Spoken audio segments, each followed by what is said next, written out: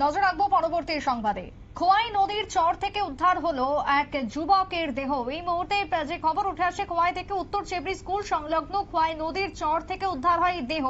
ঘটনা আজ যে সকালে খোয়াইয়ের অন্তর্গত উত্তর চেবড়ি এলাকায়। তবে অস্বাভাবিক মৃত্যুর মামলা হাতে নিয়ে পুলিশ তদন্ত শুরু করেছে। দেহ পাঠানো হয় মর্গে। কি বক্তব্য উঠে আসছে খোয়াই থেকে, শুনুন। অ্যাকর্ডিংলি আমরা খোয়াই থানাতে আসি এবং আসার পরে আমরা পরিবারের লোকজনের সাথে কথা বলে জানতে পারি যে উনি জলে জলে মাছ ধরতে গিয়েছিলেন। তো পরবর্তী সময়ে ফিরে আসেন, তো আশেপাশের লোক দেখে ওনাকে নদীর কিনারে দেখতে পান এবং বডিকে খোয়াই ডিস্ট্রিক্ট হাসপাতালে নিয়ে আসে। তাই না গ্রাম কোন তার অ্যাকর্ডিংলি আমরা বডি তো মর্গে শিফট করি, এখন পোস্টমর্টমের পরে জানা যাবে। কোনো কেউ না। পুলিশের বক্তব্য আপনারা শুনলেন।